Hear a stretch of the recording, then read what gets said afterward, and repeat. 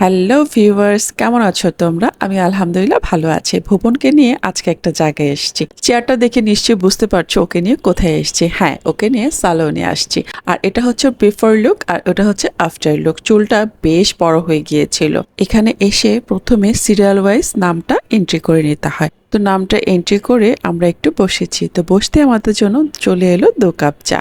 আর এই ঘুম ঘুম চোখে 2 কাপ চাটা খুব দরকার ছিল। তো যে নাকি ভুবনের চুলটা কাটবে ও একটু বিজি আছে, তাই একটু বসতে হয়েছে। ওরা এখানে কয়েকটা প্যাকেজ রেখেছে, সে প্যাকেজ যার যেটা পছন্দ সে অনুযায়ী প্যাকেজটা নিতে পারবে। তো ভুবনের যে প্যাকেজটা পছন্দ হয়েছে সেটা এন্ট্রি করে এখন আমরা ওয়েট করছি। প্যাকেজগুলো নানান টাইপস, সেটা তোমরা যদি এখানে সার্ভিস নেওয়ার ইচ্ছে থাকে তাহলে যে দেখে নিও, কারণ অনেক টাইপের সার্ভিস আছে। একদম হট অয়েল থেকে নিয়ে মাসাজ থেকে নিয়ে চুল কাটা থেকে নিয়ে ইত্যাদি ইত্যাদি। এগুলো আর নাই বলি। ফ্রি টাইমে ওদের আর কি করার, মোবাইল আর গেমস, এই তো।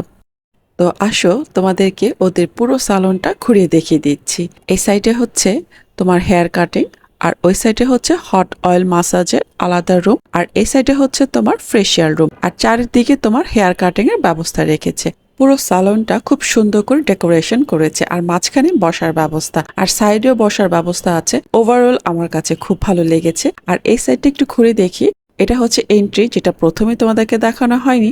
আর এটা বাচ্চাদের জন্য একটা গাড়ি রেখেছে।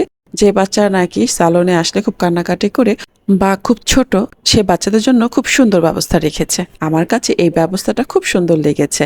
গাড়িটা দেখে মনে পড়ে গেল সেম গাড়ি ভুবনের ছিল। ও যখন ছোট গাড়িতে বসতো আর ওর পাপা রিমোট দিয়ে গাড়িটা চালাতো। এত বড় একটা গাড়ি আবার রিমোট দিয়ে চালাতো, আর এই গাড়িগুলো তখন এত অ্যাভেলেবেল ছিল না। আর এই গাড়িটা হচ্ছে চেয়ারে কাজ করছে, এই হচ্ছে ডিফারেন্স। তবে দেখে মনে পড়ে গেল। আর এই সাইডে বিরাট বড় একটা জানালা রেখেছে, দেখতে বেশ ভালো লাগছে। এখন দেখে নিশ্চয়ই তোমরা বুঝতে পারছো যে এই সালনটা কোথায়। হ্যাঁ, এবার তোমাদেরকে আমি বলে দিচ্ছি, সালনটা হচ্ছে মালিবাগ খিলগাঁও তালতলা। আর অ্যাড্রেসটা আমি ক্যাপশনে দিয়ে দিব। যদি তোমরা যাওয়ার ইচ্ছে থাকে তোমাদের, তাহলে অবশ্যই এই সালনে আসবে। তারপর ভুবনের এখন চুল কাটার পালা। এখন ওর আগের চুলটা ভালো করে দেখে নিচ্ছে, আর ও কি কাটিং চুলটা নেবে সেটা খুব ভালো করে ওকে বুঝিয়ে দেওয়া হচ্ছে।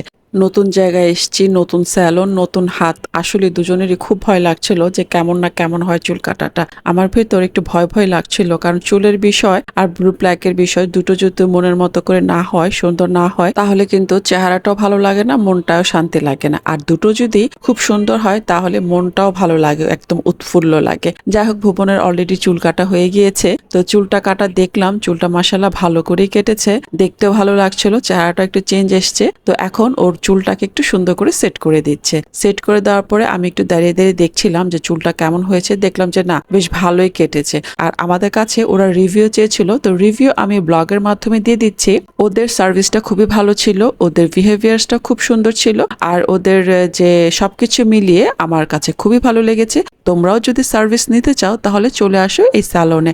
আর স্যালনের নাম হচ্ছে জেন্টলম্যান। খুব দূরে না, কাছেই, একবার হলেও ট্রাই করে দেখতে পারো।